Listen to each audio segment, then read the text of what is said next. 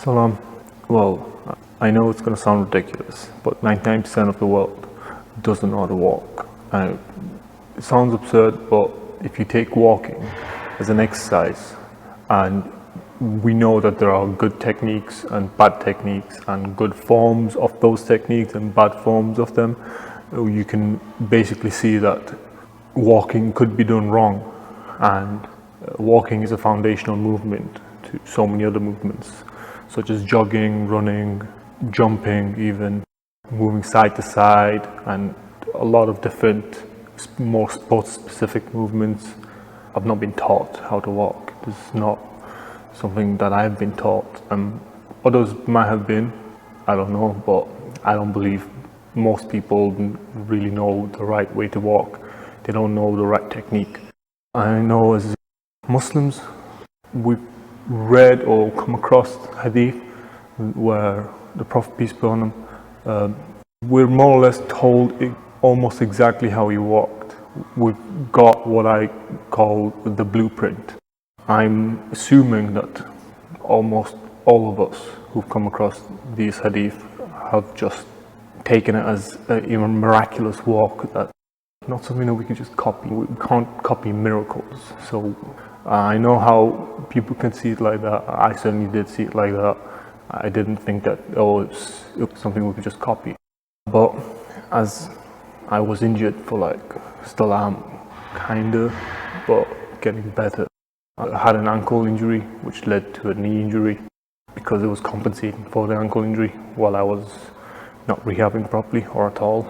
So as I got on my rehab journey, I noticed that I didn't even know how to walk, because I would play basketball, and then after my session my injuries would flare up, so then I would get ankle and knee pain, and then I would just notice, obviously when you're in pain you tend to look maybe in the direction of where the pain's coming from, so I'd be looking down on my ankle and my knee, just figuring out how could I alleviate this, make it better, why is it not healing, because I've sprained my ankles, both of them, playing basketball. Minor and major sprains, I'd say 20 times each ankle. Obviously they're not all severe injuries. You can slightly tweak your ankle, a small sprain, you can still carry on playing, that's not a problem, but adding them all up, it's a lot. So I'm used to them just healing and carrying on, but obviously as you get older, your body doesn't work like that.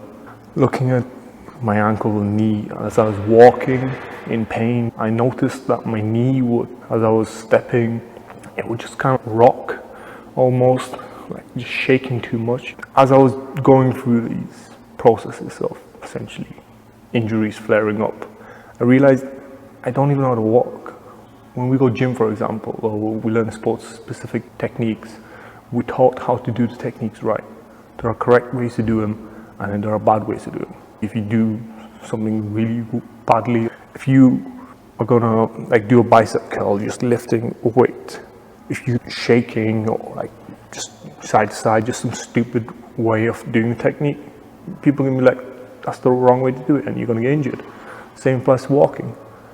Walking is like the ultimate compound movement, and if done wrong, because it's such a foundational part of our lives, after decades of doing something that basic, it can easily lead to injuries. I mean, decades of bad technique, bad form, it's gonna add up to problems, and it did for me. I know it does for pretty much everybody else who's out here walking, and that's namely heel striking. So as you walk, you hit your heel first, then you go forefoot. It's not your toes, and it's not just the balls of your feet, it's both, and it's not the arch neither, so it's just ahead of the arch. But the point is, your heel is a joint, and it's very much like your knee. It's a hinge point. If you're hitting it on the ground rather than using it as a point of leverage, and you're just missing out on the whole part of your body that can absorb energy.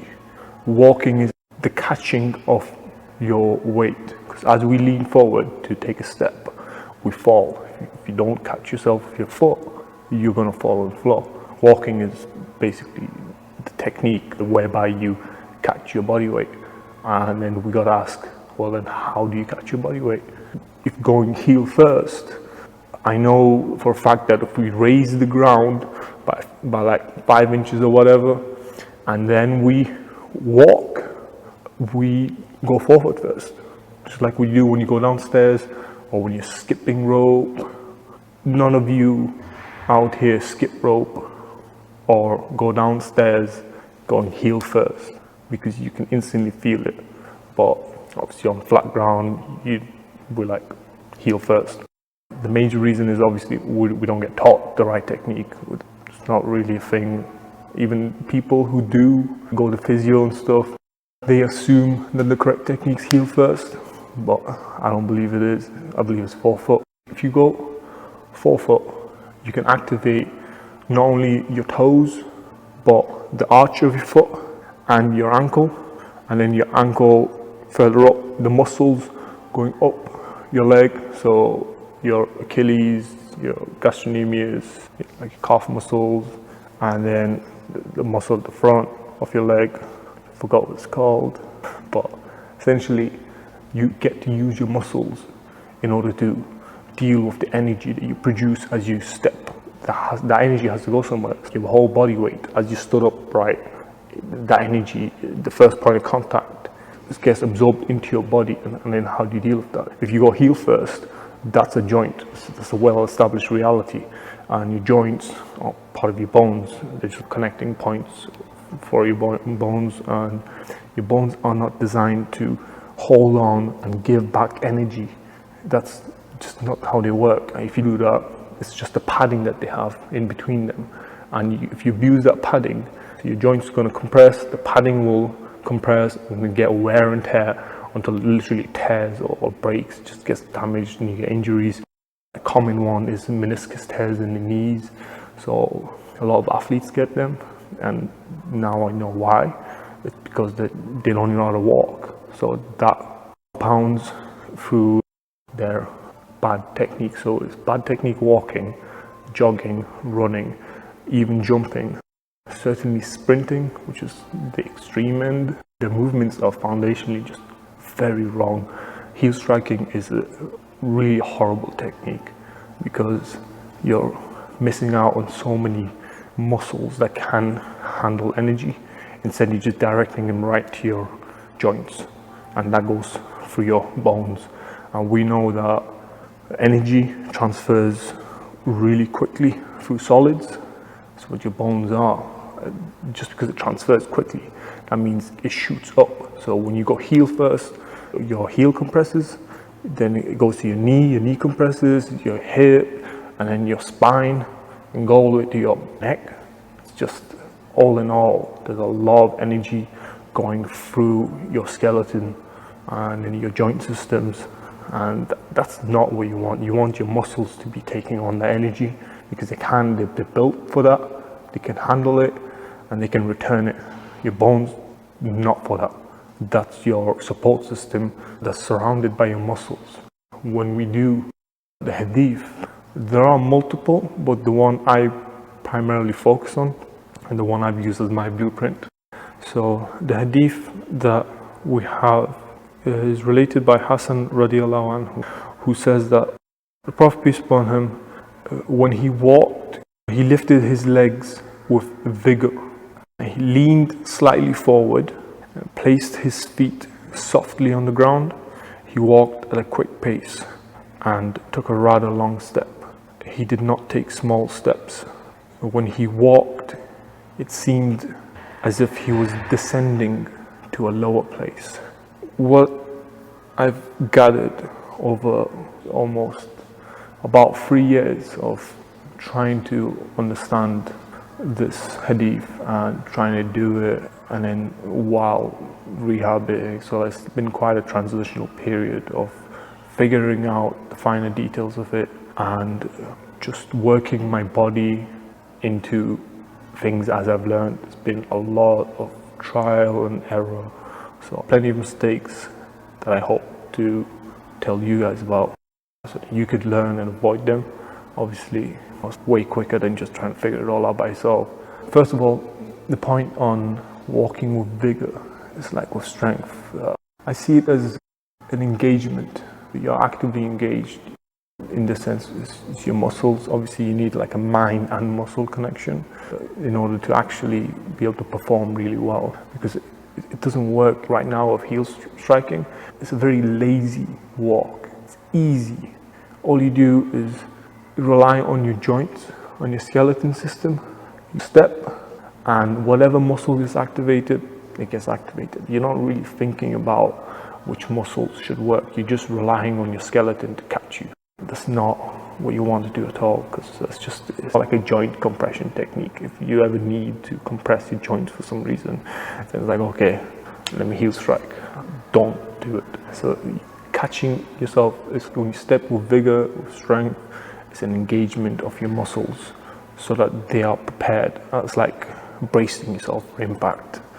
You get ready. It's not that you should be fully tense to your maximum level, as though you got like massive weight on your shoulders and anything. It's not that. It's just your own body weight. So it's a medium engagement of your muscles that allows you to catch yourself properly. The muscles involved are essentially whole arch of your foot, ankle, your calf, your quads, your glutes, your lower back, your upper back, and even your shoulders. It's a good chain of muscles that all get engaged together in order to absorb your body weight.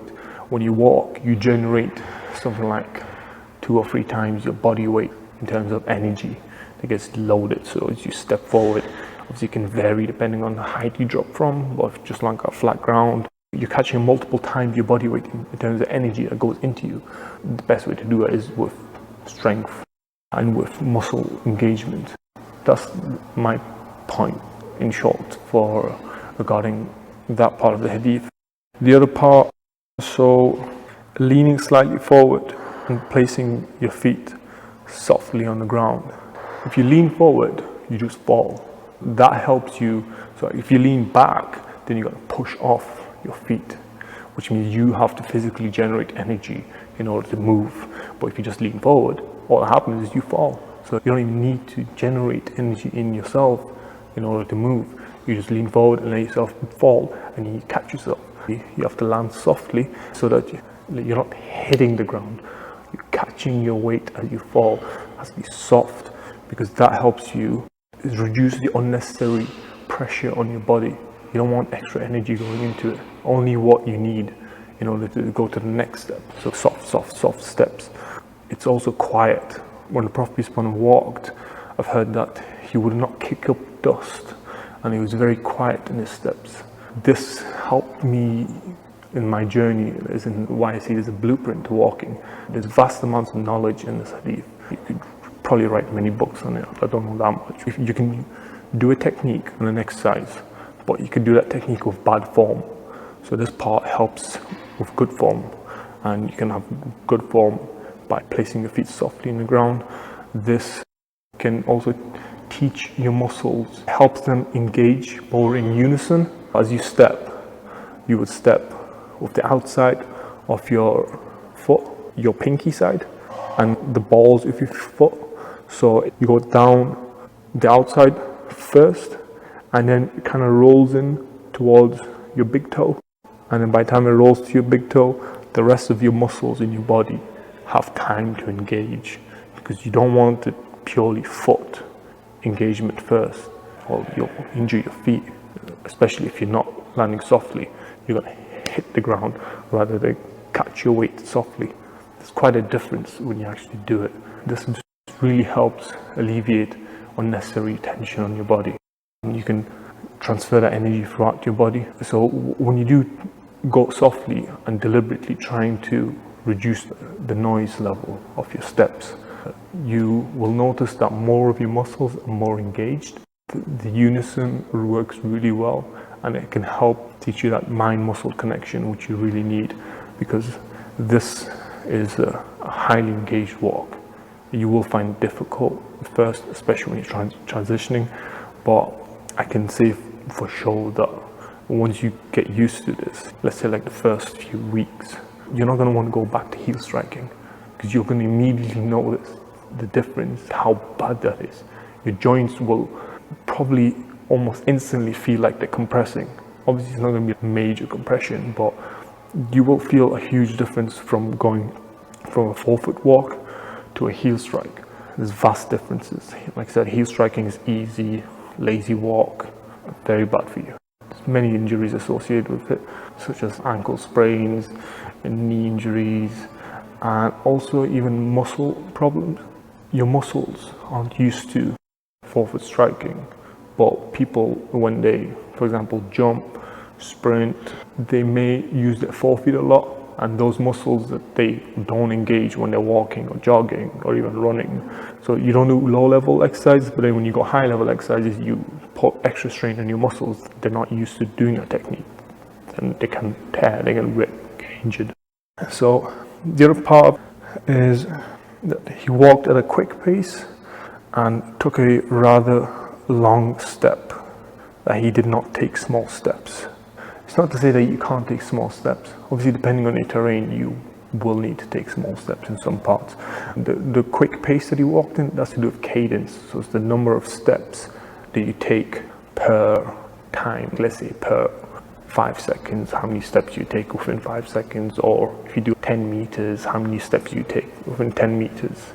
The length of the step, and then the quickness of it. The reason you wouldn't walk slowly in this is because the slower you walk, the longer each step has ground contact. In terms of weightlifting, it's time under tension. Your muscles are under tension for longer if you take slower steps and smaller steps. If you go right foot, left foot, it's not just your right foot, it's your whole right body side, and then your whole left body side for the other step. So your whole side of the body, you want to avoid putting that on too much tension for too long. You have a quick pace and you have longer steps. You can obviously travel further, quicker, with less strain on your body in each step. As you step, you go to the next step quickly. This means that your body is under less tension. So as you step off to the next step, that side, that step gets a quick relief. You can go to rest mode while the other foot's stepping, and then you change. You get into foot rest or body rest quicker, rather than if you took slow steps, then you're putting your body under more tension for longer. And lastly, the point on when he walked, it seemed as if he was descending to a lower place. Now, this was key for me, really helped solidify the idea that this is a forefoot strike rather than a heel strike. Obviously, so many people are heel striking, it's like, is that how he's supposed to walk? We just assume that it is. Descending to a lower place, I understood that when we go down steps, we go forefoot first, just instinctually. We know that from a higher place, when you fall off, you're going to catch yourself forefoot first. Just like when you're skipping rope, essentially jumping a bit high, and then you're falling down, how do you catch yourself? Forefeet. I don't believe anybody, or unless they're being stupid, catches themselves heel first. You don't go heel while skipping. Maybe there's a slightly higher percentage of people who go heel first when they're going downstairs. I personally have not seen it. Maybe I have and just not registered in my head. As far as I know, heel strikers or whatever, you still catch yourself forefoot first when you're going downstairs. It's just the higher you fall from, the more energy that your body has to deal with as you catch yourself. It's like on flat ground, it's not as noticeable, so we kind of like get away, not really. So we'll go forward downstairs, and then when it's flat ground, we're back to heel striking. This part of the hadith really solidified the reality that it's a forefoot walk, the way the Prophet peace upon him walked. It's just, it's not possible to walk according to this description unless you do forefoot. If you try to do it heel first, not only are you just leaving out a major hinge point in your body, which is your ankle. Instead of using your ankle like you should, you're just hitting it. That presses it, injures it, opens up so many injuries, horrible ones like knee replacement surgery, hip replacement surgery, you got spinal problems, obviously ankle and foot issues. There's so many problems. We got like some of the best athletes in the world with so many injuries that you think, you look at them and they look well built, but they're just out here getting injured year in, year out. It's like, how? What is really going on with them? Doctors say they're fine, they should play, but the players are like, no, I don't know if they'll be right. And they have such short careers in terms of their health. Now I get why. Now, I certainly do not claim to be able to do this at a high level. I'm still transitioning, still working on it, trying to figure things out. Like I said, it's not an easy walk, it's a highly engaged walk. We're used to something lazy and simple, but quite destructive. So this is very much the opposite of that.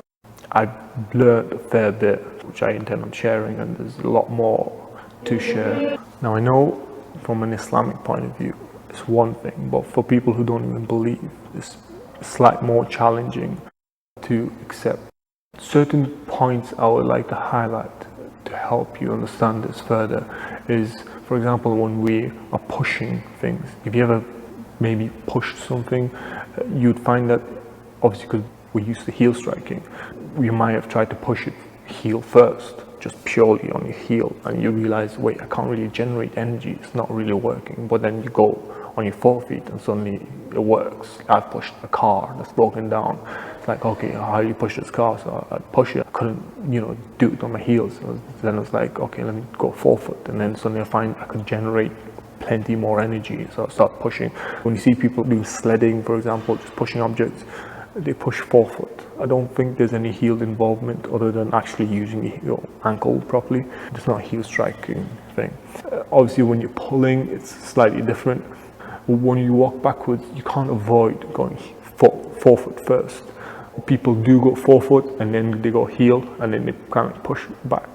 You should avoid that heel part, because when you go forefoot and then you go heel, if your heel's on the ground, there's energy in your body that gets transferred to your joints.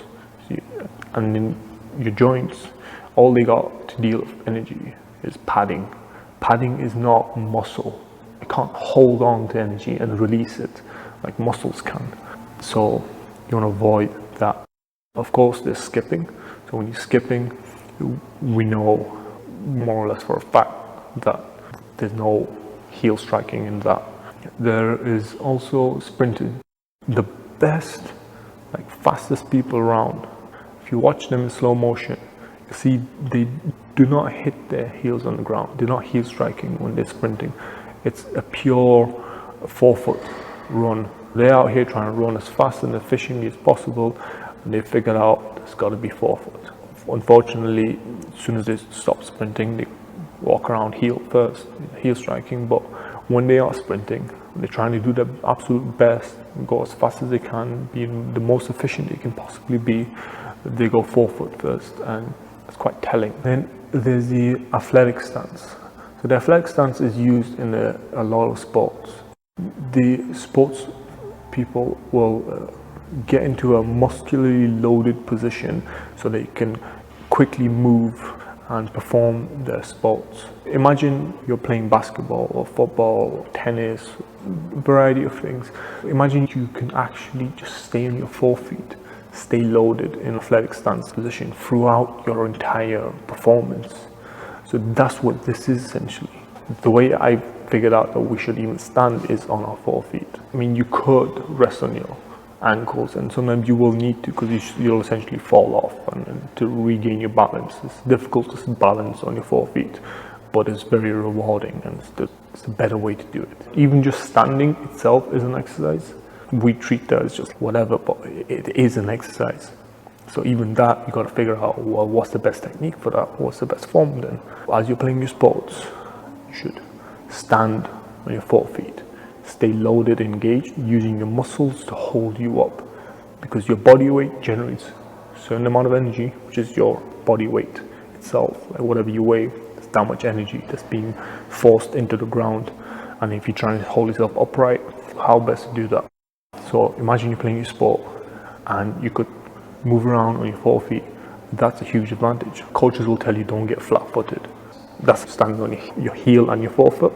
And then when you want to move, you go forefoot, then you move. So it's a two-step process. If you eliminate one step, then you can do a one step. So you're fully loaded and you can just move in one step.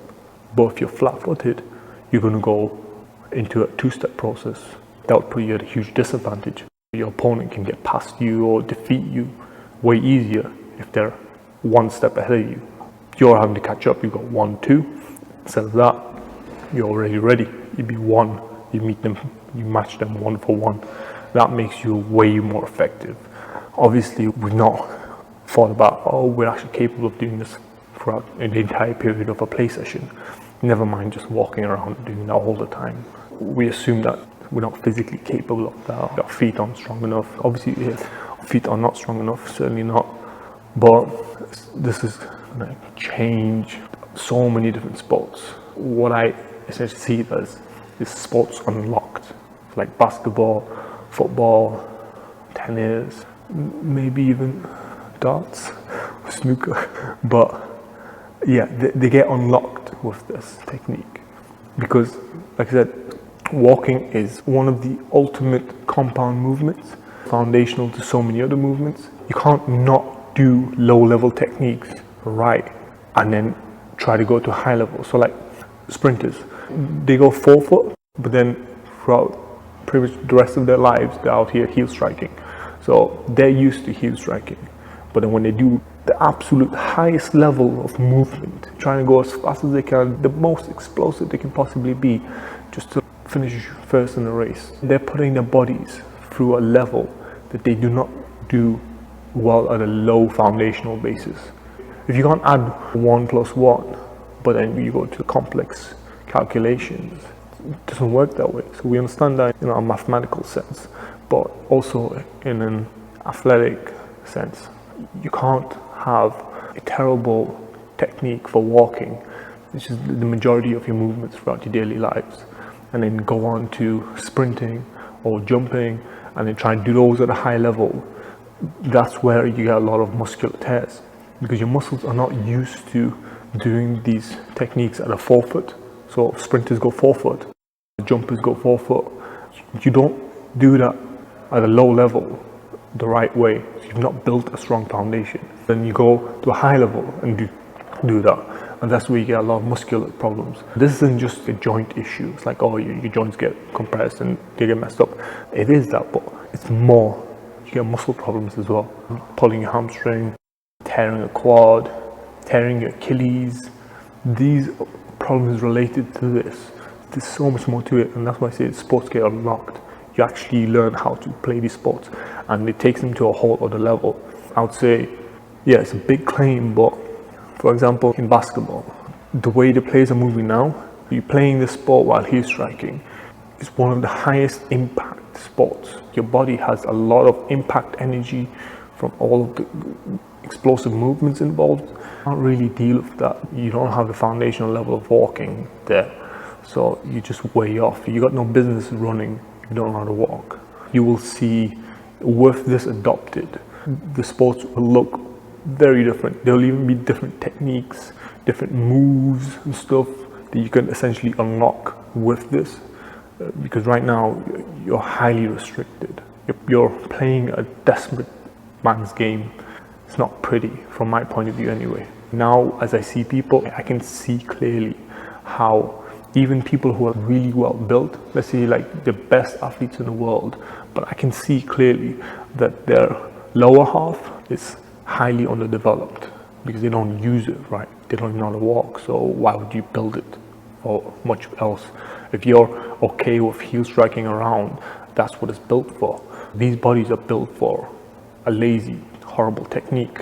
That's why a lot of these athletes get injured, especially lower leg injuries, just highly common of them. You get athletes who, like the doctor says, you're good to go, but the athlete's like, I'm not. They just keep getting injured. And it's not a surprise to me anymore. It used to be, but now I see it. It's plain and obvious.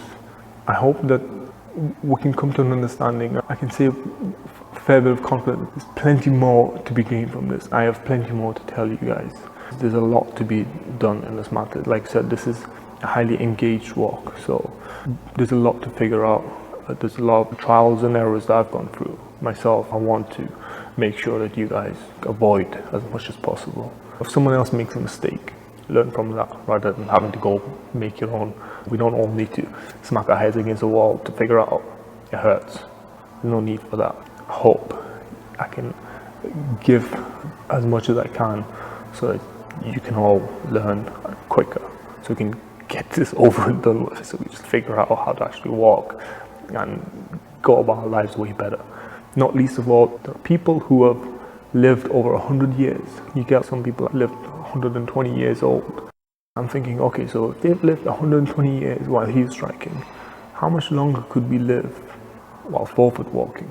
We've got a highly engaged walk that requires muscular development to a decent level. Right now, I'd say it's to like a horrible level. I would not be surprised if people live from, you got what, 120 years, the higher limits, 200 plus years, because one of the leading causes of death amongst old people is falls. Now I see it as, if they've been heel striking for decades, 70, 80 years old, they've been heel striking, that's worn out their joints and their skeleton system, and their muscles have been severely underdeveloped. So they've survived that long, but then when they get to a point where they'll slip and fall and they'll shatter their hip or their knee or their back, there's something will just break because all of this impact that's gone into their joints and the skeleton system has worn down their body. That's the leading cause of death amongst them. So I'm thinking, if we build a strong foundation, people can live longer. Even if people live what they already do, the average lifespan, people will still have far higher quality of life with this than without. So there's plenty of upside, but don't forget, it takes more engagement. It's not easy. Any good tree is fruitful. So I hope this will be good for us all. Well, Assalamu alaikum.